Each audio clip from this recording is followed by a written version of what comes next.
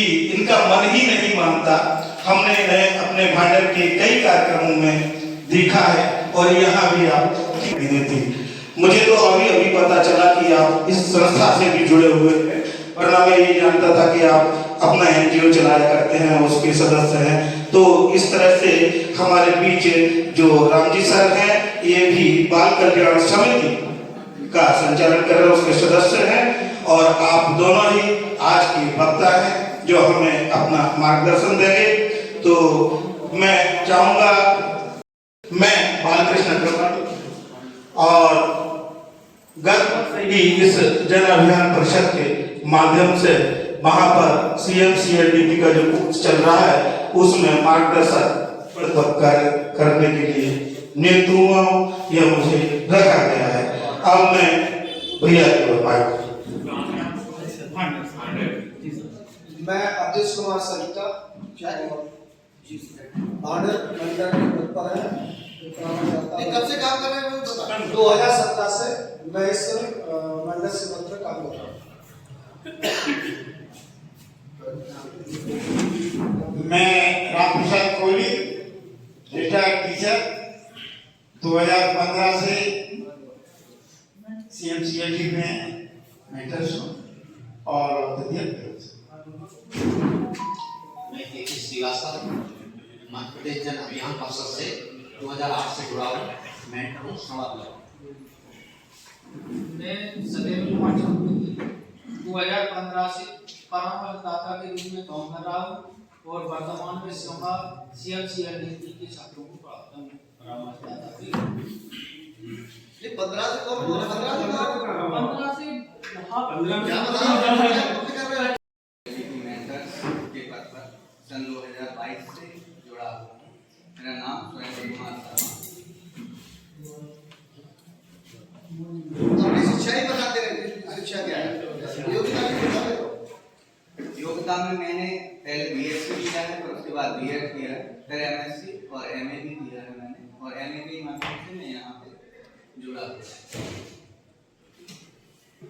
सभी साथियों को नमस्कार। मेरा नाम मनोज कुमार है और मैं 2023 से मेंटर्स के रूप में भांडेर में जुड़ा हुआ हूँ, लेकिन जन अभियान परिषद से मैं 2011 से जुड़ा हुआ हूँ और क्वालिफिकेशन में मैंने MA किया है, D.Ed किया है, B.Ed भी किया है।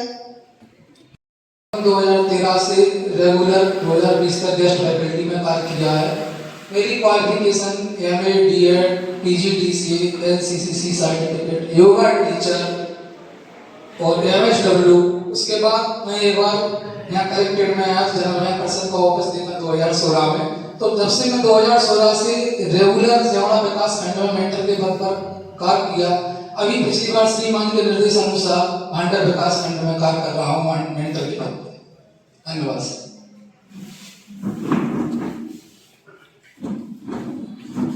मेरा नाम महेंद्र वर्मा है।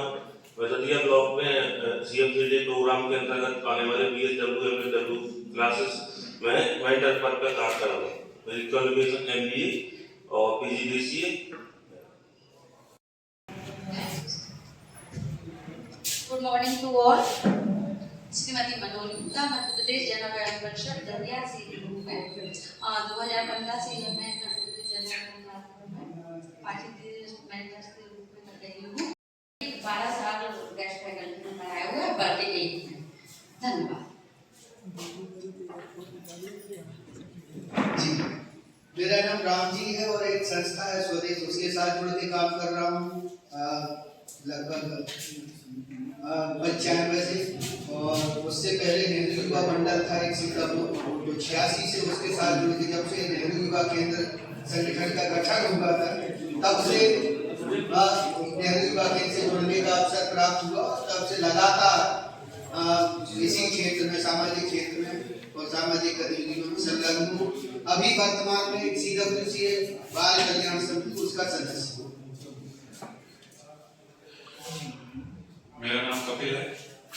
मैं नेहरू युवा केंद्र में एज ए जिला युवा अधिकारी पद पर पोस्टेड हूँ। दतिया के जो यहाँ रहने का लोगों को मैं पर्सनली जान रहा हूँ। सेवड़ा और भांडेर वालों से मेरा पहली बार परिचय हुआ है। जैसे आप लोग ट्रेनर हैं और मैं मध्य प्रदेश में जैसे 2020 से पोस्टेड हूँ, पहले भी मैंने देखा है, लेकिन दतिया की स्पेशली मैं आपको बता दूं, जब से मुनिंदर के आए तब से हम लोग, मुझे पर्सनली ऐसा लगता है कि दतिया में जनविज्ञान परिषद का एक तरीके से गोल्डन टाइम्स शुरू हुआ है, जो एक आम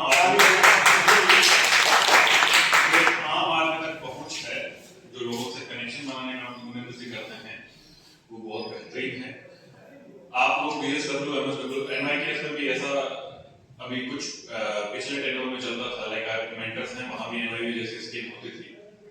तो आप लोग BSW, MSW में पढ़ा रहे हैं एज ए ट्रेनर, बहुत स्पेशल एक ये कोर्स में, मतलब जो एक रेगुलर कोर्स है उसके अलावा ये कोर्स ट्रीट किया जाता है। लेकिन जो DYU पोस्टेड पे पद पे जो हमारे सीनियर हैं, वो लोग, मुझे भी MSW और BSW के बारे में पता चला, मेरी इच्छा थी कि मैं भी MSW का फॉर्म यहीं से डाली। जो मेरे सीनियर हैं, जो ऐसे BD काम कर रहे हैं, डिप्टी डायरेक्टर काम कर रहे हैं, SD काम कर रहे हैं, उन्होंने भी BSW, MSW को कोर्स करके और आगे इस चीज को परस्यू किया है। आप लोगों को वैसे पता होगा, सभी लोग देख रहा हूँ 2015-2016 से मेंटर में एक तरीके से ट्रेनिंग, फ्रेशर ट्रेनिंग ना होकर रिफ्रेशर ट्रेनिंग में ऐसे कहूँगा। तो ये BSW, MSW में कुछ ऐसी वैकेंसीज ऑफ होती है, मुझे ऐसा लगता है, जिसमें स्पेसिफिक MSW और BSW को प्रायोरिटी दी जाती है। तो आप ट्रेनिंग के साथ साथ ट्रेनर के साथ MSW परस्यू करें तो ठीक रहेगा। आपको जो मेरा आज मुझे सत्र मिला है वो टेक्निकल सत्र है, आप लोगों को जी सर, केवल आपको 1 मिनट के लिए इंटरप्ट कर रहा हूँ, हमारे कार्यक्रम की मर्यादा है जो हमारे बच्चा कहीं ना कहीं एक टाइम के बाद उतना उसको रिजल्ट नहीं, आउटपुट नहीं मिलेगा। तो अपन जो ये है अलग अलग विभागों के जो बुला के अपन ट्रेनिंग करवा सकते हैं। इसमें जून का कुछ दे रखा है, लाइक जल संरक्षण है, जून जुलाई में बारिश का है, तो जो भी इनका साफ सफाई व्यवस्था है, बोरी बंधन है, सोख्ता गड्ढा का निर्माण है। अपन जैसे हर एक गाँव में एक आदर्श गाँव की पहल होती है कि जहाँ जिस भी गाँव में अपन है उसको एटलीस्ट एक एक गाँव को अपन 2-2, 4-4, 5-5 ये काम कर लें। लाइक जल संरक्षण के लिए है, वाटर कंजर्वेशन के लिए है, सोक पिट है, बोरी बंधन है, सोख्ता गड्ढा है, उन्हीं बच्चों के साथ अपन अप्रोच कर सकते हैं। प्लस अगर आप लोग मेंटर बने हैं तो कहीं ना कहीं कम्युनिटी वर्क में आप लोगों का भी कहीं ना कहीं पहले योगदान रहा होगा। टारगेट के हिसाब से और डॉक्यूमेंटेशन तो अपन क्या क्या दिखाते हैं वो अलग की बात है। नवंबर में भी यही सारी चीजें हैं। ग्रामवासियों को गंदगी के कारण विभिन्न जो बीमारियां हो रही है, स्वच्छता अभियान चल रहा है, उसके बारे में अवेयर कराना, लाडो अभियान, बाल दिवस 14 नवंबर आंगनबाड़ी की सहायता से अपन ये सेलिब्रेट कर सकते हैं। दिसंबर में जो शासन द्वारा संचालित योजनाएं हैं उनके प्रति जन जागरूकता, महिलाओं को महिला संरक्षण के लिए आप लोगों को पर्सनली इंगेज होना पड़ेगा। यह सवाल पूछिए कि क्या मुझे जानकारी पता है, यही सारी चीजें कि समुदाय में सबसे वंचित लोगों के बारे में जानकारी, वंचित पकड़ के जो कारण है उसके बारे में जानकारी, लोगों को कौन कौन से हक नहीं मिल पा रहे हैं या कानून के है उसके बारे में जानकारी, सभी योजनाओं, कार्यक्रमों और कानूनों के क्रियान्वयन की जमीनी स्थिति क्या है। अब जब हमने यह तय कर लिया है कि सामुदायिक नेतृत्व की प्रक्रिया से जुड़ने का मतलब है लोगों से, खासतौर पर सबसे वंचित तबके की स्थिति में सकारात्मक बदलाव लाना, जानकारी को इकट्ठा करना और इसको क्रियान्वयन में सुनिश्चित करना। देन यही है प्रायोगिक कार्य के अंत में आपको ये जांचना है कि जब हमने शुरुआत की थी तब क्या स्थिति थी और हमारी पहल के बाद हमने स्थितियों को कैसे और कितना बदला। बेसिकली अपन ये टारगेट ले सकते हैं, अगर जैसे 15-20 मेंटर यहाँ पे उपस्थित हैं, तो जैसे हम लोग क्या करते हैं, मैं NIKS में जैसे मेरा पर्सनल अप्रोच ये रहता है कि जैसे हम लोग अगर प्लांटेशन का जून जुलाई के आसपास अगर प्लांटेशन रखते हैं जिस समय बारिश का मौसम होता है, तो मैं जो भी मेरे NIV हैं, जो भी यूथ क्लब हैं, मैं उनको ये नहीं कह रहा हूँ कि आपको 1000 पौधे लगाने। मेरा टारगेट ये रहता है कि अपने पास रिसोर्सेज सबके पास कम रिसोर्सेज में अपन को ज्यादा काम करना है, तो अपन जो डॉक्यूमेंटेशन की अपन बात कर रहे हैं अपन उसको बिफोर एंड आफ्टर लेके चले। अपन बिफोर एंड आफ्टर की अपन ये कर सकते हैं कि ये एक जमीन ऐसी थी जहां प्लांटेशन नहीं था, हम लोगों ने, जैसे एक मेंटर हैं गोपाल जी हैं, इन्होंने बोला कि हमारे साथ 20 बच्चे थे, हम 20 बच्चों ने और हम लोगों ने ये एक प्लॉट पे 100 के प्लॉट पे 100 पौधे पूरे साल में लगाए और इनकी ये बिफोर एंड आफ्टर की ये कंडीशन है। तो कहीं ना कहीं ये अपन जो भी उच्च अधिकारी हैं, अपन उनको भी ये दिखा पाएंगे कि हमने ये साल के शुरुआत जब हमने करी थी तो यहाँ से शुरुआत करी थी और जब हम खत्म कर रहे हैं तो हमारे पास ये आउटपुट निकल के आ रहा है।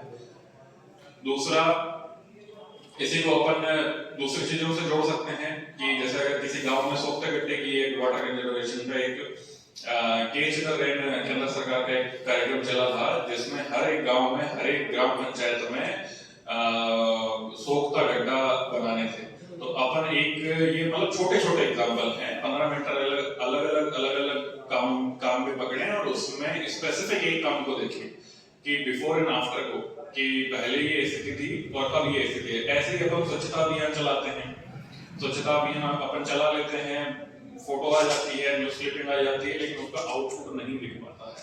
तो एक अपन ऐसी एक चीज फाइनलाइज करें जो भी अपन का एपीआर स्लाइड तो मैंने देखी नहीं है, चलाते जाओ, लेकिन मैं अपने विषय को ब्लॉक अधिकारी हमारे बीच में उपस्थित हैं, इनका स्वागत वंदन और अभिनंदन इस छठे सत्र में इस प्रशिक्षण के, और मेरी ओर से भी और आप सबकी ओर से, और विशेषकर आपका स्वागत और अभिनंदन कि आप लोग इतने दूर से इस प्रशिक्षण में सहभागिता कर रहे हैं। कुछ लोगों के काम भी रुके होंगे आज के और सारी चीजें होंगी, लेकिन उसके बाद आसान तरीके से, इसीलिए सीएम इंटर्नशिप 2024 चालू हुआ था।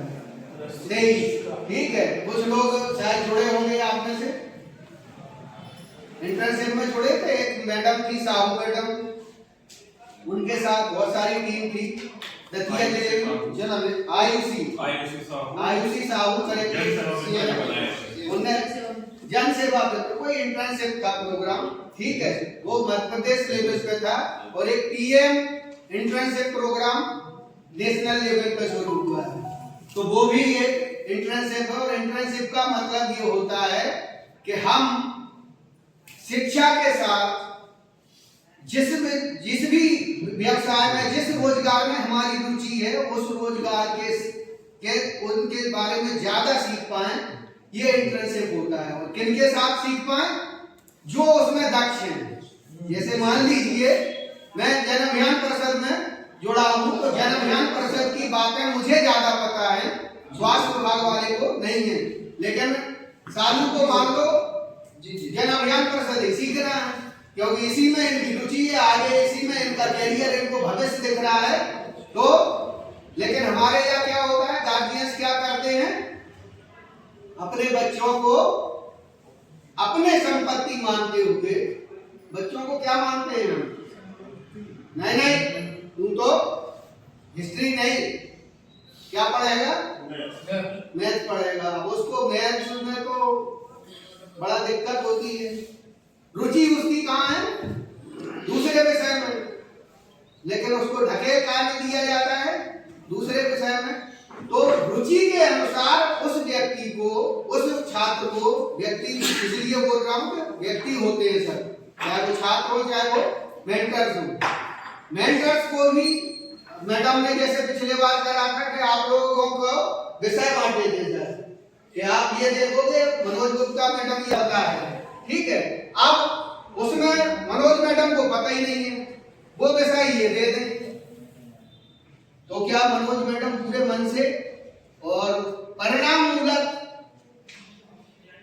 उस तक ले जा पाएंगे क्या, उस अपने हुनर को, परिणाम? तो ये तो बेमन से कर लेंगे। तो हम इसी तरीके से उस बच्चे को, जो छात्र हमारा है, वो छात्र किस ओर जाना चाह रहा है, उसकी कृषि विभाग, कृषि के कामों में ज्यादा रुचि है, तो हम काम भेजेंगे इंटर्न के लिए कृषि विभाग में। अब कृषि विभाग में मेरी रुचि है और आपने भेज दिया जिला पंचायत में, मेरी तो सरपंच बन के, जिला पंचायत अध्यक्ष बन के, या और ऊपर जाके नेताओं गिरी में मेरी रुचि है, और आप भेज रहे हो काय में, स्वास्थ्य विभाग में, शिक्षा विभाग में। मेरी मास्टरी में रुचि ही नहीं है, पढ़ाने में, और मुझे आप वहां धकेल रहे हो, खुले मन से मैं बना तो रहूंगा 15 दिन, 1 हफ्ते, 4 महीने, 3 महीने, 6 महीने इंटर्नशिप की ये अवधि अलग अलग व्यवसाय, अलग अलग कारोबार से रिलेटेड होती है अवधि को।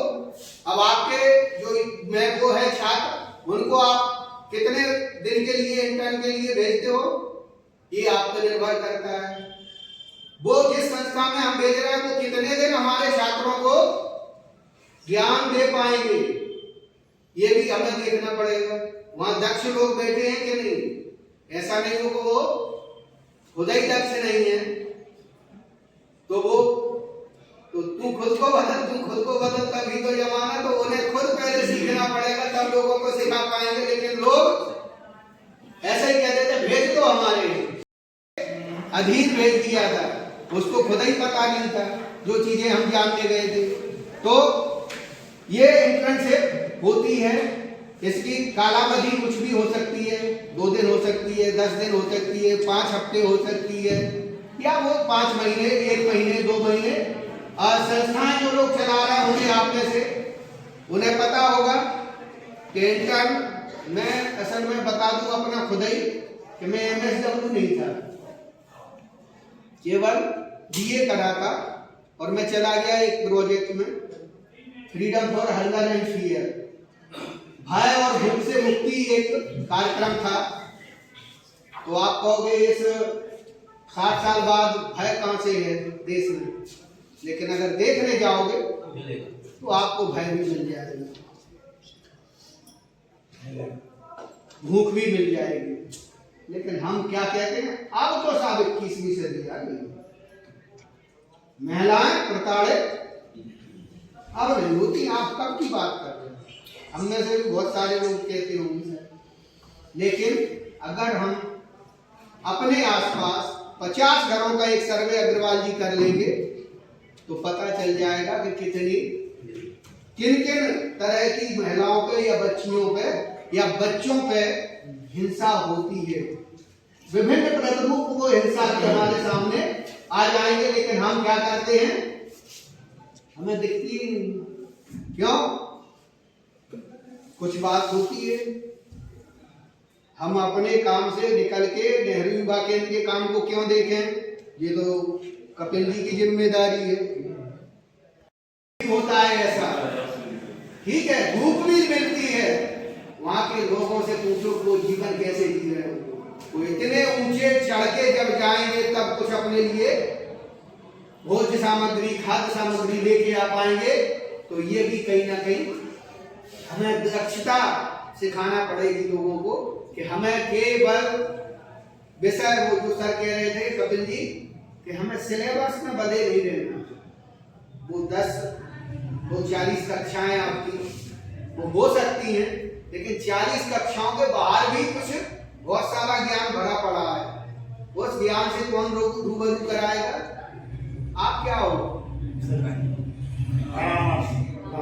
मेंटर्स, परामर्शदाता। परामर्श, आप कोई शिक्षक नहीं हो, आप कोई प्रोफेसर, आप क्या हो?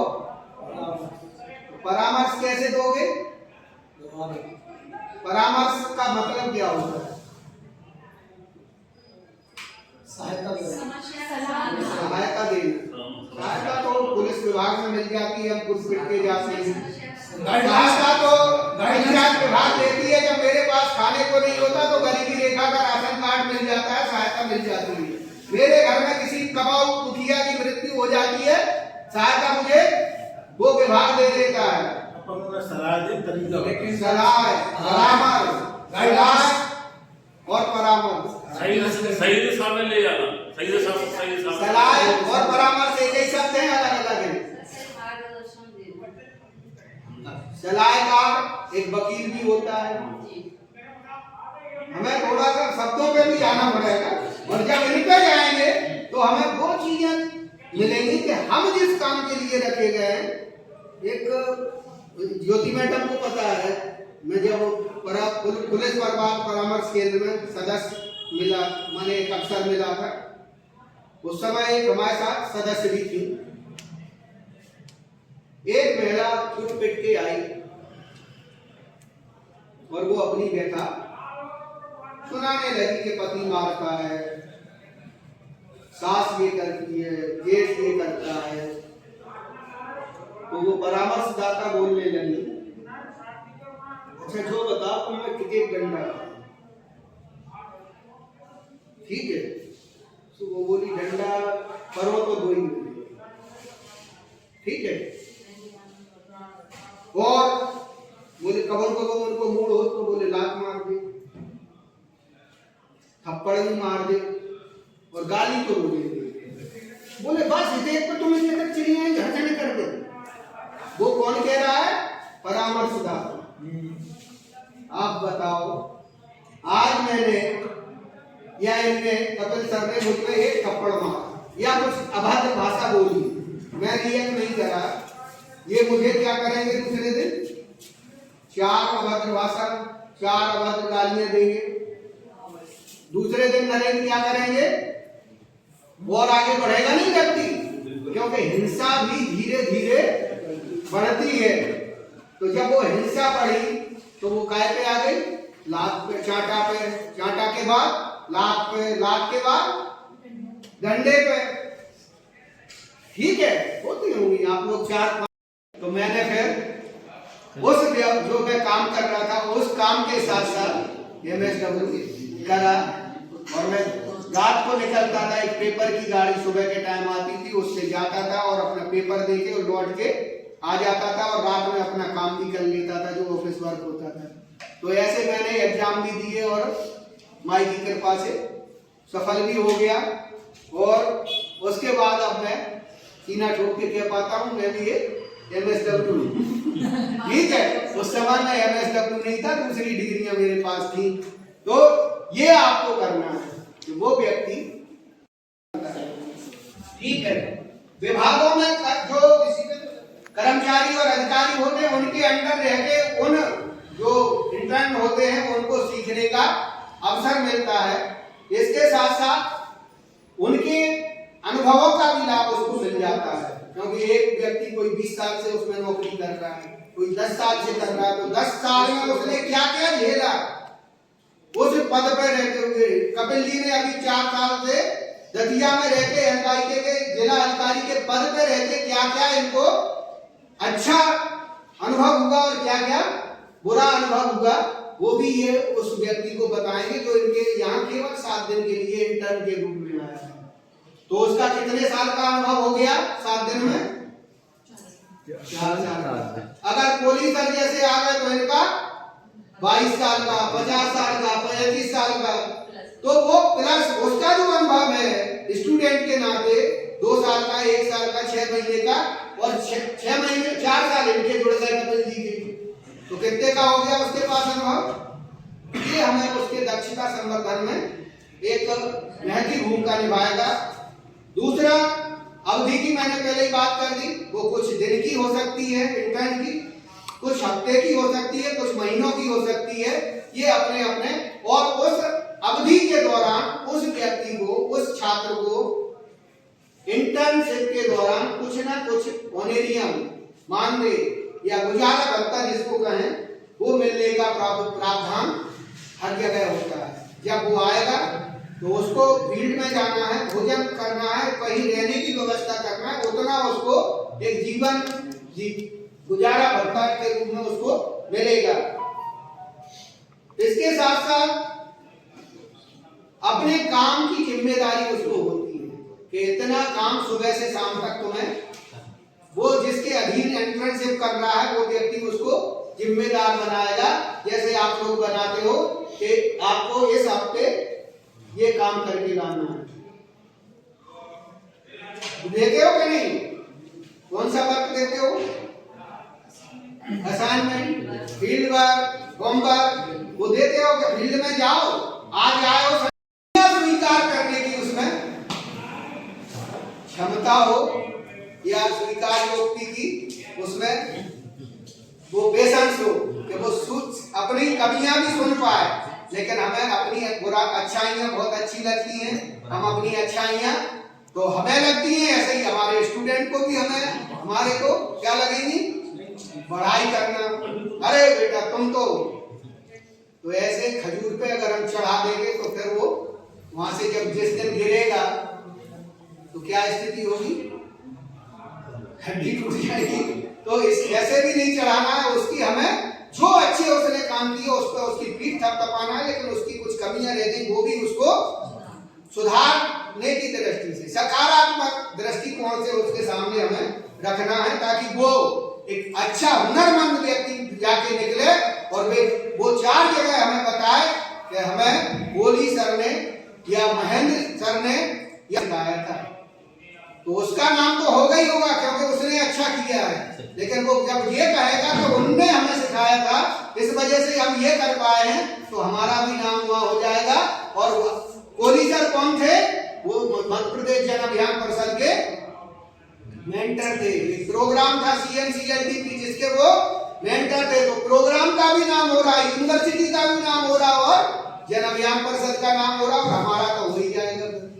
तो ये सब चीजें हमें थोड़ा सा लोगों को बताना है। इसके साथ उनकी नेटवर्किंग उस समय बढ़ जाएगी।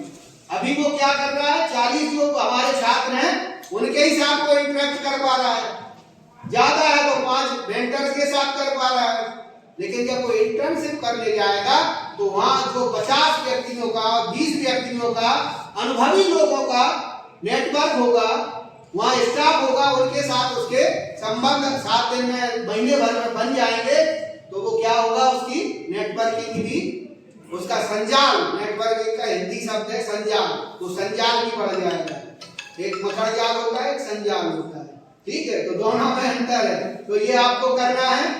फिर उसको अपने भविष्य के ये इंटर्नशिप के जरिए उसको भविष्य और कैरियर की एक दिशा और दशा मिल जाएगी, दिशा भी मिल जाएगी और वो ये भी एनालिसिस कर पाएगा कि अब हम अगर ये यहाँ से जाने के बाद काम करेंगे तो हम इस स्थिति में होंगे। तो ये काम कर सकता है। इसके साथ साथ नियोक्ता उसकी प्रतिभा का एक वो या उसका ये मूल्यांकन है। तो आपके पास फीडबैक भी आ गया उस व्यक्ति का, तो इंटर्नशिप के दौरान ये काम हो सकता है आपका, ठीक है। गोपनीयता बनाए रखना है इंटर्न की। कहीं भी आप भेजो तो उसकी कुछ कमियां आई हैं तो सार्वजनिक नहीं करना है, हाँ अच्छाइयां भले सार्वजनिक। तो बाल कल्याण समिति एक किशोर न्याय अधिनियम एक आया था, उसके तहत जरूरी है कि हर जिले में बाल कल्याण समिति का गठन हो। और बाल कल्याण समिति जब गठित होगी तो उसमें एक अध्यक्ष और 4 सदस्य रहेंगे। उन जो सदस्य चुन के आए हैं वो अध्यक्ष 3 लोग जब बैठेंगे और वो जो निर्णय देंगे उनको फर्स्ट क्लास जुडिशरी मजिस्ट्रेट के, प्रथम श्रेणी न्यायिक मजिस्ट्रेट के पावर होंगे।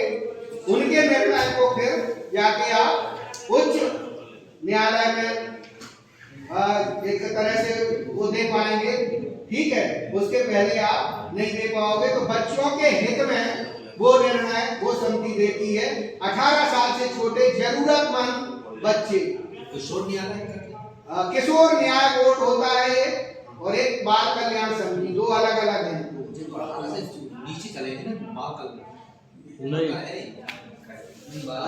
18 साल से मैं बता देता हूँ दोनों का जी, लिख लो अगर लिखना है तो। बाल कल्याण समिति जरूरतमंद बालकों के लिए है, उसमें देखरेख और संरक्षण वाले बालकों के लिए, जिसमें जिनको बच्चों को देखरेख की जरूरत है।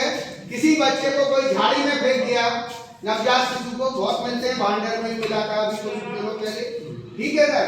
उस बच्चे का निर्णय कौन देगा? CWC, ये उसको कहाँ भेजना है, उसको देखरेख की, उसको संरक्षण की जरूरत है तो किसके पास भेजना है, कहाँ भेजना है। अगर वो थोड़ा सा कहीं छोटे रहे तो उसको पहले मेडिकल ट्रीटमेंट देंगे, उसके बाद कहीं उसको गृह में भेजेंगे, गृह के बाद उसको अब चूंकि परिवार की जरूरत है, गृह में वो लालन पालन नहीं मिल पाएगा जो बच्चे को मिलना चाहिए, तो उसके लिए डिसीजन फिर बाद में उसको लीगल फ्री किया जाएगा बच्चे को। वो कौन करेगी? बाल कल्याण समिति, ठीक है। लीगल फ्री करने के बाद उसको कारा की वेबसाइट पे अपलोड करा जाएगा उसकी प्रोफाइल बना के। एक बच्चा है जिसकी उम्र इतनी है, जो ऐसे रंग का है और इसको अगर कोई स्वीकार करना चाहे तो व्यक्ति जिनके पास बच्चे नहीं होते हैं वो कारा की वेबसाइट पर सर्च करते हैं वहाँ आवेदन करते हैं, उनको वहाँ से एक प्रोसेस होती है, फिर उनका ISR बनता है। वो ISR बनने के बाद जब आप फिट पर्सन पाए जाओगे, तब आपको वो बच्चा गोद लेने की पात्रता होगी कि आप क्यों चाह रहे हो बच्चों को या बच्ची को लेना। कई बार ये होता है कि बच्चा ले लो गोद और बाद में उससे झाड़ू पोछा कराएंगे, तो ये भी हो रहा है, हुआ है। माने ये मैं इसलिए ये समिति बन गई। और जो बाल कल्याण वो किशोर न्याय बोर्ड है, वो क्या करेगा, वो ये कुछ उसमें कुछ बच्चे भाग जाते हैं घर से, वो लौट के रेस्क्यू होके आते हैं, तो उनका भी निर्णय कौन करेगा, बाल कल्याण समिति। लेकिन कुछ बच्चे जो विधि विवादित हैं, विधि के संपर्क में आए हैं, उन बच्चों को कौन देखेगा, किशोर न्यायालय, किशोर न्याय बोर्ड, न्यायालय नहीं किशोर न्याय बोर्ड है, वो देखेगा, जिसमें एक फर्स्ट क्लास जुडिशरी मजिस्ट्रेट होंगे और 2 उनके सदस्य होंगे। जब वो 3 लोग बैठ के जो भी निर्णय लेंगे वो उस बच्चे के हित में होगा। तो वो बच्चा जो जिनसे भूलवश अज्ञानता के कारण, क्योंकि बच्चा इनोसेंस होते हैं, तो अपराध कई बार उनके कारित हो जाता है, लेकिन बच्चे को अपराधी नहीं बोल सकते, अब अपचारी नहीं बोल सकते। ये शब्द कुछ बैन है कि बच्चे को आप इस तरीके से नहीं बोल सकते। उसको पुलिस कभी वर्दी में गिरफ्तार करने नहीं जाएगी। उसको एक व्यक्ति वहां बैठा है काला कोट वाला, और बच्चा यहाँ आके कटघरे में खड़ा होके बयान नहीं देगा। बच्चे के साथ जब किशोर न्याय बोर्ड बैठता है तो ऐसे ही बात होती है जैसे हम और आप बैठे। समिति जब बैठती है तो ऐसे ही, हम अगर कुर्सी पे हैं तो वो भी बच्चा कुर्सी पे होना चाहिए। हमें पानी मिल रहा है तो बच्चे को भी पानी मिलना चाहिए। बच्चा आया तुरंत उसको खाना आना चाहिए। ये कुछ जिम्मेदारियां हैं जो बच्चे के, क्यों बच्चे को ऐसा नहीं है कि मैं न्यायालय में आ गया। तो ये दोनों अलग अलग चीजें हैं, CWC और JJB, ठीक है। तो ये कुछ जानकारी थी जो मैंने दी। और जब भी किसी को अगर इस तरीके के बच्चे मिले तो तुरंत कॉल करके और आप बता दें, ठीक है। धन्यवाद। आपका भी बहुत बहुत धन्यवाद जो आपने ऐसा संजाल बुना, इस तरह से अपने जाल में फंसाया कि सब कुछ हम उलझे रहे, पूरी बात आपकी समझने तक एक जिज्ञासा बनी रही कि अब आप क्या कहना चाहते हैं। क्योंकि जो विषय आपने उठाया निश्चित रूप से हम में से किसी को उसके बारे में विशेष जानकारी नहीं थी, तो इसीलिए तो हम कहते हैं कि विद्वत्तम तुम तुल्य कदाचनम स्वदेशे पूज्यते, राजा विद्वान सर्वत्र पूज्यते। आज हमारे भी ऐसे विद्वान साहब आ रहे हैं जो प्रोफेसर हैं। निश्चित रूप से हमें अपने अग्रजों से बड़ों से कुछ सीखने को मिलता है। जब ये सिखाएंगे तब हम आगे बढ़ेंगे। हमें बहुत बड़ी जिम्मेदारी दी गई है सर, हमें मार्गदर्शक का पद दे दिया गया, मेंटर्स परामर्शदाता बना दिया गया, लेकिन आज हमें स्वयं परामर्श की जरूरत है। उसके पश्चात हमारे बीच में आदरणीय रामजी राय जी ने भी पुरस्कार लिया सबको मध्य। अभी हमारे मध्य जो विराजमान है उनका भी उन्होंने स्वागत हृदय से वंदन किया है। आदरणीय कौशिक सर, जो PG कॉलेज में आप बहुत सीनियर और वरिष्ठ प्रोफेसर हैं और कुछ समय के लिए प्राचार्य रहे, आने वाले समय में आदरणीय सभी वहाँ प्राचार्य बनने वाले हैं, तो आप और हम सबको आज उनका मार्गदर्शन प्राप्त होगा। उनका जीवन का जो उनकी बारीकी से उनका जो अनुभव है, जो उन्होंने PhD में रिसर्च किया है, बच्चों को आगे बढ़ाने का अपना दायित्व निभाया है और समाज को सिखाने के लिए लगातार वो आगे काम करते हैं। आदरणीय सर का इसमें और आशीर्वाद मुझे भी मिलता रहता है। आज सर का मुझे मार्गदर्शन मिलेगा, उसी सर का बहुत बहुत स्वागत वंदन है। आदरणीय सर को मैं आज जो जनविज्ञान परिषद के यहाँ मेंटर्स हैं उनका 2 दिवसीय सर यहाँ प्रशिक्षण चल रहा है। एक्चुअली सर मैं जनविज्ञान परिषद के बारे में भी आपको बताना चाहता हूँ कि मध्य प्रदेश में जनविज्ञान परिषद 2007 से एक रजिस्टर्ड संस्था के रूप में इसका उदय हुआ है। और जो शासन काल जो था उस समय कांग्रेस का था, उसके बाद चूंकि उसका उस समय से कोई भर्ती प्रक्रिया नहीं हो पाई, केवल मंत्रालय तक जनविज्ञान परिषद सीमित रही और वो पहले ग्रामीण विकास विभाग के अंतर्गत एक राष्ट्रीय संस्था के रूप में काम किया। उसके बाद 2009 8 और 9 में आदरणीय हमारे उपाध्यक्ष बने अनिल माधव दवे जी। अनिल माधव दवे जी के माध्यम से इस संस्था को ग्रामीण विकास से हटा के योजना आर्थिक एवं सांख्यिकी विभाग में इसका विलय किया गया और योजना सांख्यिकी विभाग के पश्चात जनविज्ञान परिषद में सबसे पहले संभागीय जोनल कोऑर्डिनेटर, डिस्ट्रिक्ट कोऑर्डिनेटर, जिस 2 पद सेशन हुए उन सब पे नियुक्तियां हुई।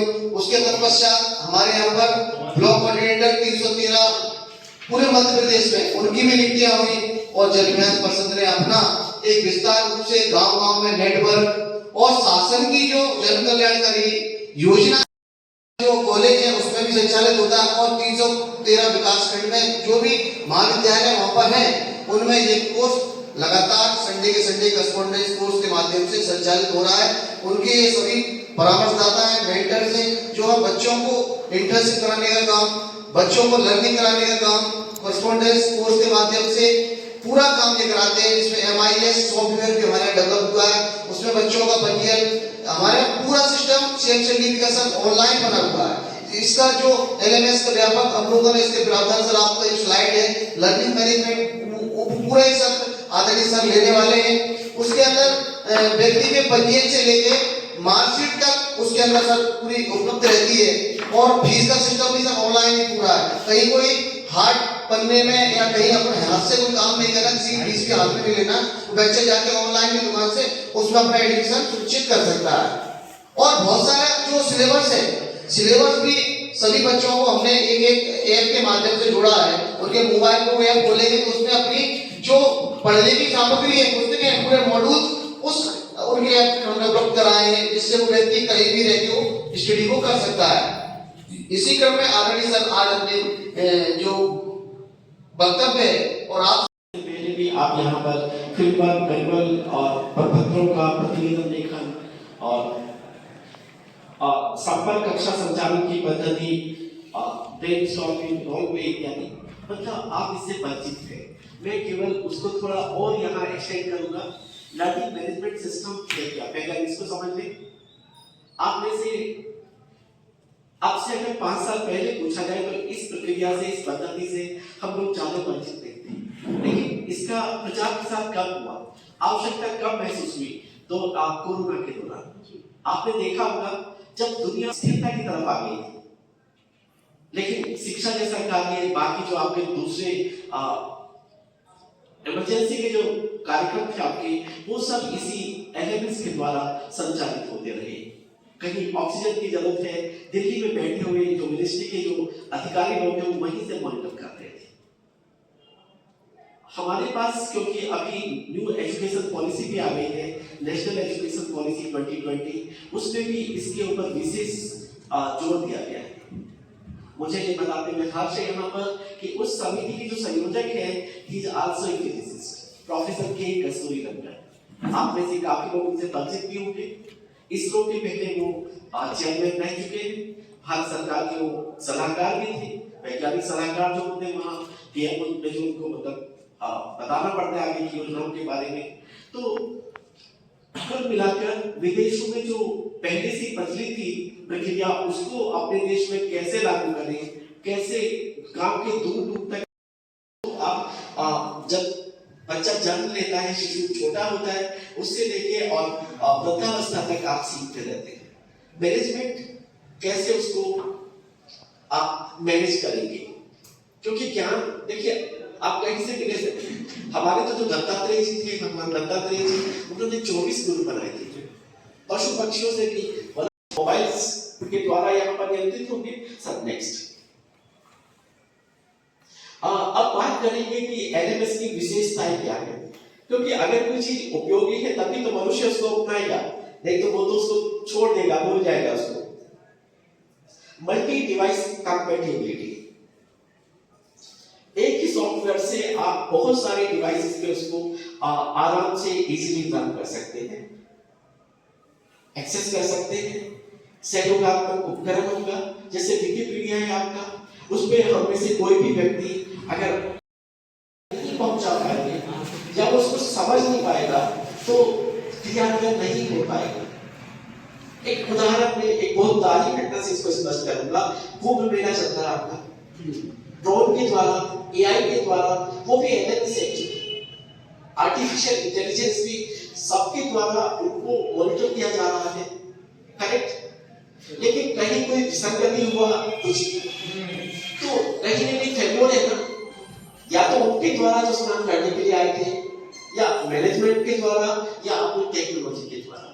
कुल मिलाकर जब तक ये तीनों एक सामने के साथ काम नहीं करेंगे, कोऑर्डिनेशन के साथ काम नहीं करेंगे, आपका पर्पस पूरा नहीं होगा। प्लीज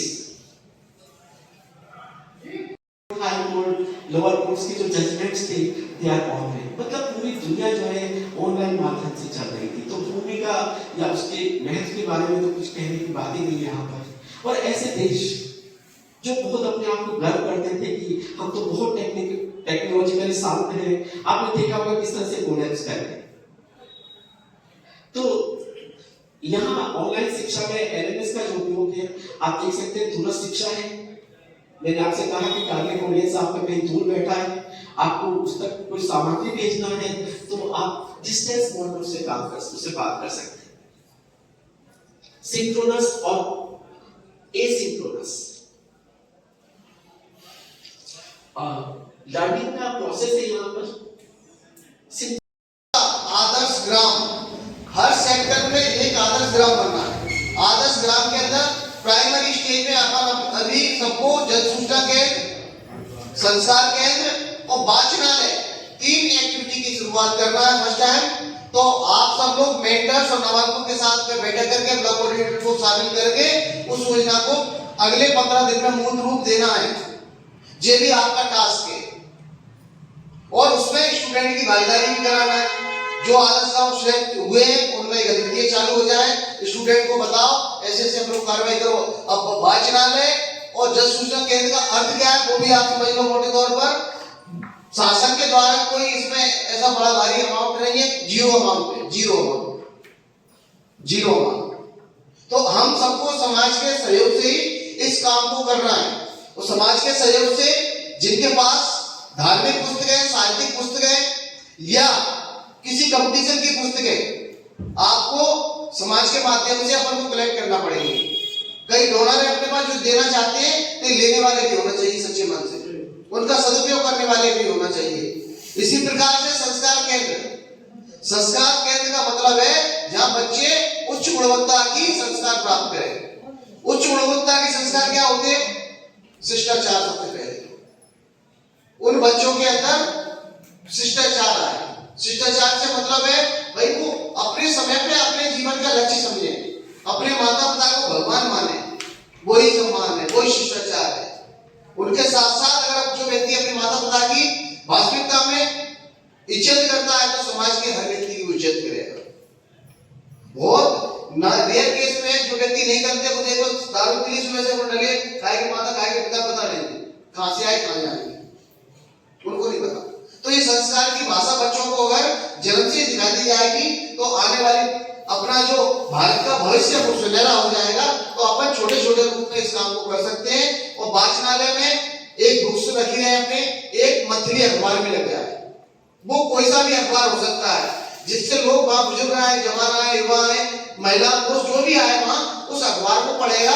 तो मध्य प्रदेश में भारत में क्या पढ़ने चल रहा है सबको पता है, लेकिन उस स्थान पे आएगा तो उसका नाम भी पढ़ेगा, ये किसके माध्यम से चल रहा है, किस नामांकन संस्था से, किस विभाग के माध्यम से पूरा कार्यक्रम संचालित हो रहा है। तो कहीं ना कहीं एक बहुत बड़ा प्लेटफॉर्म आप सबके डेवलपमेंट के लिए रहने वाला है। क्योंकि अपन कुछ करेंगे तो नाम होगा, नहीं करेंगे तो मेंटर बने रहेंगे, जीवन यापन करते रहेंगे। इससे जीवन समाज में अपना स्थान तय नहीं होगा। समाज में जब भी स्थान तय होता है जब अपन कुछ नया करते हैं, जब भी अपनी स्वीकारता होती है। तो इन शब्दों के साथ समय में आके अपन सबको एलएमएस के बारे में, लर्निंग मैनेजमेंट सिस्टम के संबंध में बहुत डीप में जानकारी दी। उन्होंने हर प्रकार का उसमें इनपुट देने का प्रयास किया कि आप तक सरल भाषा में उन्होंने सारी चीज को पहुंचाया। जो पूरा इंग्लिश का टॉपिक था, लेकिन सर ने उसको कन्वर्ट करके आपके लिए हिंदी में सुलभ भाषा में, सरल भाषा में आप तक पहुंचाई, जिससे आपके मन मस्तिष्क में ये सारी चीज पहुंच जाए और आप इस चीज को स्टूडेंट को भी बेहतर तरीके से बता पाए। तो अभी लंच का समय अपन सब लोग राज्यपाल के निर्देश थे, आदरणीय सर के भी निर्देश थे।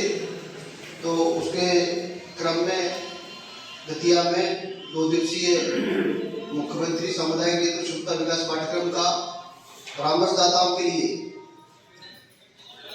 2 दिवसीय प्रशिक्षण का आयोजन किया गया, जिसमें कल से 7 सत्र अभी तक हो चुके हैं। उनमें सबसे पहला सत्र था कल मुख्यमंत्री सामुदायिक नेतृत्व क्षमता विकास पाठ्यक्रम के सतत विकास के लक्ष्य और अवधारणाएं, पहला सत्र हुआ जो मेरे ही द्वारा लिया गया। दूसरा सब्जेक्ट अपना था समाज कार्य की अवधारणाएं, व्यवसायिक सामाजिक कार्यकर्ता की भूमिका, case work, group work, community organisation. ये सत्र लिया था डॉक्टर हरेश भार्गव जी, जो संस्कृति महाविद्यालय के प्राचार्य हैं, उनके द्वारा सत्र लिया गया। और तृतीय सत्र जो रहा पाठ्यक्रम के संचालन की मूल गतिविधियां एवं परामर्शदाता की भूमिका, पंजीयन, प्रवेश, व्यवसायिक विषय का चयन, मॉड्यूल्स की जानकारी, सामाजिक प्रयोगशाला के रूप में ग्राम का चयन, सर्वप्रथम कक्षाएं, प्रदत्तकार और प्रोजेक्ट वर्क इंटर्नशिप, आंतरिक के बाह्य मूल्यांकन। जिस सत्र लिया था प्रोफेसर डॉक्टर नवीन मगरिया जी ने, जो पीजी कॉलेज से। इसके पश्चात चतुर्थ सत्र रहा है संपर्क कक्षाएं, संचालन की पद्धति, व्याख्यान, विचार विमर्श, ब्रेनस्टॉर्मिंग, रोल प्ले इत्यादि। संपर्क कक्षाओं को प्रभावी कैसे बनाया जाए, ये सत्र लिया था, जो पीजी कॉलेज में हमारे सीएमसीडीपी के नोडल अधिकारी है प्रोफेसर डॉक्टर डीपी हरवाई जी द्वारा, वो भी यहाँ बता रहे थे। और अंतिम जो सत्र रहा था समाधान और जिज्ञासा का, वो मैं और हमारे कोऑर्डिनेटर द्वारा लिया गया।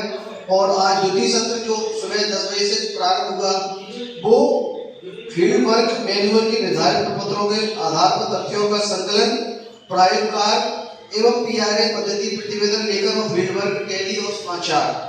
इसको कपिल से जिला युवा अधिकारी एलवाई के द्वारा लिया गया था। इसके पश्चात जो सिस्टम अपना 6वां सत्र था, वो इंटर्नशिप अन्य संबंधित आया, जो लिया था समाज सेवी रामजी राय द्वारा।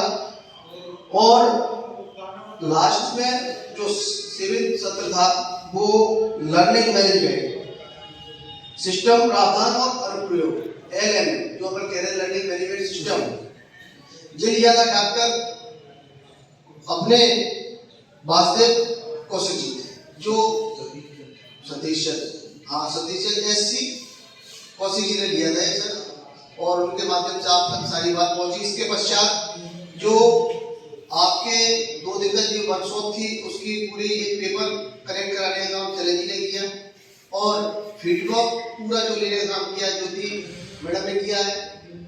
जी सारी चीज सबके समक्ष अपन रख रहे हैं, पूरा 2 दिन का सर किस प्रकार से टेलीफोन चला है। तो आज सर हम आपके माध्यम से सबको ये बात पहुंचना है कि भाई अगले सत्र के लिए सभी लोग समय पूर्व छात्रों का पंजीयन, उनका फीस, और वर्तमान समय में जो अभी 2024-25 का सेशन चल रहा है, उसमें सभी लोगों के असाइनमेंट वर्क और कुछ लोगों की फीस रह गई है, सेकंड इंस्टॉलमेंट भी जमा करना है अपन को, उसको भी करना है, परीक्षा फॉर्म भरना है, और उनकी जो असाइनमेंट को पूरा जो MIS है अपना उस पर अपलोड करना है। उसके पश्चात सबका फील्ड बुक की प्रैक्टिकल बुक वो कंप्लीट करानी है, वो कहीं ना कहीं बिना विलेज में जाए नहीं हो पाएगी। ये सर इस सारी चीजों के संबंध में आपको मार्गदर्शन देंगे। उसके पश्चात जो आपको कठिनाई है, आपकी जिज्ञासा है, वो आप जहाँ रखोगे तो आप उसको ओपन करेंगे पूरा। और अंतिम जो सत्र रहने वाला है, वो अपना समापन सत्र रहने वाले, उसमें आप लोगों ने 2 दिन जो प्रशिक्षण प्राप्त किया है, उसमें जो सर्टिफिकेट वितरण कार्यक्रम रहने वाला है, जिस प्रकार से भी अपना सत्र। ज्योति जी, सेलेन जी, उपस्थित हमारे सभी नवाओं को, मेंटर्स मत लो, आदत पड़ गई नवाओं को मेंटर्स मत, तो बैठ के बोलना है। हाँ बिल्कुल। तो अपन ने लगभग 2 दिन प्रशिक्षण प्राप्त किया है। तो जैसा अपन कहते हैं कि जो अपन सुनते हैं तो आमतौर पर अपन सुनी हुई चीज को भूल जाते हैं, और जो अपन पढ़ते पढ़ते हैं या देखते हैं तो वो अपनी याद रखते हैं। अपन को बना के दिखा तो अपनी अपेक्षा करते हैं पहले वो गाँव में अगर अपन ने उसको पर्यावरण हरियाली के ऊपर कोई असाइनमेंट दिया है तो वहां जाके पेड़ लगाए, उसकी देखरेख करें, उसके बाद वो अपना असाइनमेंट प्रस्तुत करें। तो करते करते जो काम अपन अपने व्यवहार में आ जाता है तो वो अपन अच्छी तरीके से दूसरों को बता सकते हैं। तो इसलिए ये जो अपना प्रशिक्षण है, बहुत दिनों बाद ये अपना प्रशिक्षण हो रहा है मेंटरों का। मुझे लगता है कि यहाँ बहुत पुराने लोग होंगे कुछ, तो एक आप और सत्येंद्र आप भी हो। एक इमरजेंसी प्रशिक्षण हुआ था ग्वालियर में मेंटरों का, तो पूरे संभाग स्तर का वो प्रशिक्षण था। तो उसमें 2 बैच बनाए गए थे, 2 बैचों में वो प्रशिक्षण हुआ था। उसमें लगभग मुझे लगता है ज्यादातर लोग गए होंगे, सभी गए थे। तो वो भी एक प्रशिक्षण था, लेकिन वो प्रशिक्षण अपने जो पढ़ाई से संबंधित था इस प्रकार के वहां वो ज्यादा सत्र नहीं हुए थे। व्यवहारिक सत्र थे जो काम में आने वाले थे, ऐसे बहुत से सत्र हुए थे। तो 2 प्रशिक्षण अपने हो गए थे और फिर काफी समय से अपने प्रशिक्षण मेंटरों का जनज्ञान परिषद में अभी हुआ नहीं था। तो वैसे तो आप सभी लोग जो यहाँ पर बैठे हुए हो काफी अनुभवी लोग हो, लगातार कई वर्षों से ले भी रहे हो, और कोर्स को कैसे पढ़ाना है, परीक्षा कैसे आयोजित करना है, कैसे स्टूडेंटों को फील्ड वर्क असाइनमेंट देना है, ये सब आप लोग अपने उसमें काम में ले ही रहे हो और उनको समझा भी रहे हो। प्रशिक्षण इसलिए रखे जाते हैं कि प्रशिक्षण के माध्यम से अपन एक बार पुनः उन चीजों को और जो विषय है उनको अपन एक बार स्मरण कर लेते हैं, जिससे नई तैयारी के साथ हम आगे उस दिशा में बढ़ सकें। तो ये एक प्रयास था प्रशिक्षण कि इसके माध्यम से हम फिर नई ऊर्जा के साथ आगे बढ़ सकें। इसी तारतम्य में जैसा अभी गुणेंद्र जी ने कहा कि हमको अभी नए शिक्षा सत्र में भी छात्रों को एडमिशन करना है, तो उसके लिए भी अपन एक कार्य योजना बनाकर काम करेंगे। क्योंकि पिछली बार हमारे यहाँ एडमिशन कम हुई थी, तो अपन इस बार 1 महीने या 1.5 महीने पहले से अभियान के तौर पर उसको लेंगे और उसमें अपन प्रयास ये करेंगे कुछ गांव निश्चित करें। उन गांव में निश्चित करने के बाद और वहां से अपन नाम निकालें। अपने पास 1 महीने 1.5 महीने पहले ये नाम आ जाना चाहिए रजिस्टर पे कि अपन को इन लोगों से संपर्क करना है। अभी तो अपन सीधे जाते हैं और प्रयास करते हैं कि साहब एडमिशन करना है, लेकिन एडमिशन किसका करना है ये अपन को 1 महीने पहले पता होना चाहिए। उसके बाद फिर अपन काम करेंगे तो अपना काम बहुत सरलता से हो। तो नेतृत्व क्षमता का विकास अपन को करना है। अब इसमें मुख्यमंत्री जी का नाम जुड़ा हुआ है, तो मुख्यमंत्री जी का नाम इसलिए जुड़ा हुआ है कि ये जो जनज्ञान परिषद है, एक तो मुख्यमंत्री जी इसके अध्यक्ष हैं, जिसके माध्यम से ये कोर्स संचालित हो रहा है, और दूसरा अपन ये भी मान के चल सकते हैं कि अपना जो स्टूडेंट काम कर रहा है या अपन काम कर रहे हैं, तो अपन भी मुख्यमंत्री जी की प्रतिनिधि के तौर पर उनकी जो योजनाएं हैं उनको अपन आगे बढ़ाने के लिए उसमें असाइनमेंट में जोड़ देंगे। कई सरकारी योजनाएं जिनको अपन कई बार असाइनमेंट में लेते हैं कि इस पर अपन को काम करना, और सामाजिक नेतृत्व क्षमता का जो विकास अपन को करना है, तो उसका माध्यम अपन ने अपने स्टूडेंट को बनाया है कि गांव में समाज में ऐसे लीडर तैयार हों जो अपने समाज के जो समस्याएं हैं, जो समाज में जो कमियां हैं, उन कमियों को समस्याओं को ठीक से समझकर और वो काम करे और एक सामाजिक नेता के रूप में वो अपने आप को स्थापित करे। अच्छी तरीके से जानती तो कहीं पर लोग नशा ज्यादा कर रहे हैं, तो कहीं पर शिक्षा है, तो कहीं पर पानी की समस्या है। तो ये जो गांव में स्वच्छता है, तो इन सारी समस्याओं के ऊपर जो व्यक्ति काम करेगा, जो शासन की जो योजनाएं हैं वो योजनाएं पात्र हितग्राही तक पहुंचे, वो उनका लाभ ले सके, तो कहीं ना कहीं समाज के विकास में भागीदारी होगा। तो ये इतने सारे काम जब मार्कशीट मिल जाएगी और वो BFW और MFW पास आउट हो जाएगा। लेकिन अगर उसने वहाँ समाज में कोई काम किया और उस काम के माध्यम से अगर कोई ग्राम में कोई परिवर्तन आता है या किसी परिवार में या कोई उसकी स्थिति में सुधार होता है, तो ये कोर्स जो अपन चला रहे तब इसका महत्व स्थापित होगा। और अगर केवल डिग्री प्राप्त करते गए और अपन ने जो अपना मूल उद्देश्य है उसकी पूर्ति नहीं हुई तो इस कोर्स का महत्व नहीं रह जाएगा। इसलिए अपनी सभी लोगों का ये महत्वपूर्ण दायित्व है। तो अपन जो स्टूडेंटों को जो पढ़ा रहे हैं सिखा रहे हैं वो स्टूडेंट गांव में जाकर जो अपन ने उसको काम दिया है उसको पूर्ण रूप से करे, उसको मन लगाकर।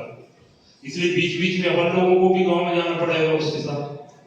अपन जो छोटे छोटे कार्यक्रम गांव में करते हैं, अभियान जो चलाते हैं, अपन वृक्षारोपण के अभियान चला रहे हैं, अपन संस्कार केंद्र बना रहे हैं, अभी अपन आदर्श गांव के ऊपर काम कर रहे हैं, तो आप लोगों की उसमें सहभागिता बहुत जरूरी है। और जब तक हम ये काम नहीं करेंगे तो मुझे लगता है कोई परिवर्तन दिखाई नहीं देगा। तो स्टूडेंट जो हमारी प्रस्फुटन योजना है, जो प्रस्फुटन समिति पर बनाते हैं, तो कहीं ना कहीं जो अपना स्टूडेंट है अपन स्टूडेंट को उसमें समिति में सदस्य के रूप में रखते हैं।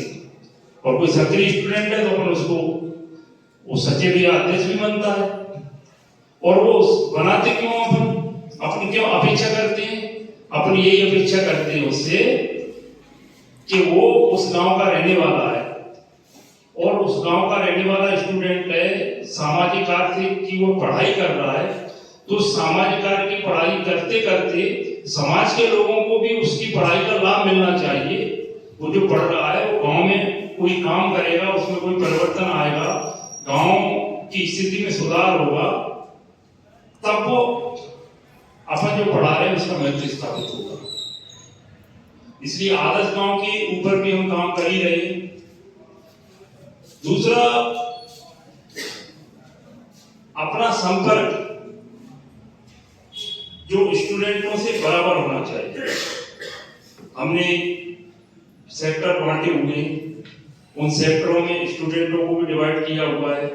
आपके पास भी सभी मेंटरों के पास स्टूडेंट होंगे। स्टूडेंट जो काम कर रहे हैं उनकी देखरेख करना अपनी जिम्मेदारी है, वो ठीक से काम करें। परामर्शदाता का क्या मतलब है? परामर्शदाता का मतलब ही ये है कि हम उनको अच्छे से परामर्श दे सकें, और परामर्श जब हम अच्छे से दें तो उसका परिणाम कुछ आ रहा है कि नहीं आ रहा है ये भी देखना पड़ेगा। हमारे यहाँ अच्छे काम हो रहे हैं तो उस काम के माध्यम से कुछ जिसको अपन सफलता की कहानियां के माध्यम से मानते हैं ना, तो उन स्टूडेंटों के माध्यम से कोई अच्छा काम हुआ है तो उसकी सफलता की कहानी भी हमारे पास आनी चाहिए। वो सोशल मीडिया पे भी जाए, प्रिंट मीडिया पे भी जाए, हमारे जनज्ञान परिषद का पोर्टल बना हुआ है वो वहां भी आना चाहिए। तो जो काम कर रहे हैं वो काम अच्छा दिख रहा है, ये भी बहुत आवश्यक है। जब आपने कोई अच्छा काम किया है तो समाज में भी उस काम की अच्छी तरीके से अपन काम कर सकते हैं। टीम मजबूत नहीं होगी तो अपन क्या कर पाएंगे? इसलिए सारे लोगों को जोड़ना चाहिए। कोई भी व्यक्ति, कोई भी अपना जो भी स्टूडेंट है, प्रस्फुटन समिति है, वो अपनी छूटना नहीं चाहिए। आप लोगों को प्रस्फुटन गांव की आपको जो स्टूडेंट ही दिए होंगे, केवल प्रस्फुटन गांव तो दिए नहीं होंगे, नवापुरों को दिए होंगे। अच्छा, ये शहर नवापुर के साथ जुड़े हुए हो तो ये आपको इसकी भी चिंता करनी पड़ेगी कि आप जो है जो अपनी योजनाओं के अंतर्गत प्रस्फुटन योजना भी है जो सेक्टर के अंतर्गत आती है उसमें भी सक्रियता बनी रहे, ठीक से अपने जो कार्यक्रम है वो चलते रहे। तो सारी चीजें अपने पास एक लिखित में अपने पास रजिस्टर में भी होना चाहिए। बैठ के आगे हो रही है, कार्यक्रम हो रहे कि नहीं हो रहे, उसकी देखरेख कौन करेगा, ये बहुत महत्वपूर्ण काम है, ये भी अपन को करना पड़ेगा। और काम करने के साथ साथ लोग काम कर रहे हैं कि नहीं कर रहे, ये भी अपन को देखना पड़ेगा। आप अकेले काम करोगे जैसा मैंने कहा तो काम कम होगा। आपके साथ जो लोग जुड़े हुए हैं वो काम करेंगे तो काम और ज्यादा होगा।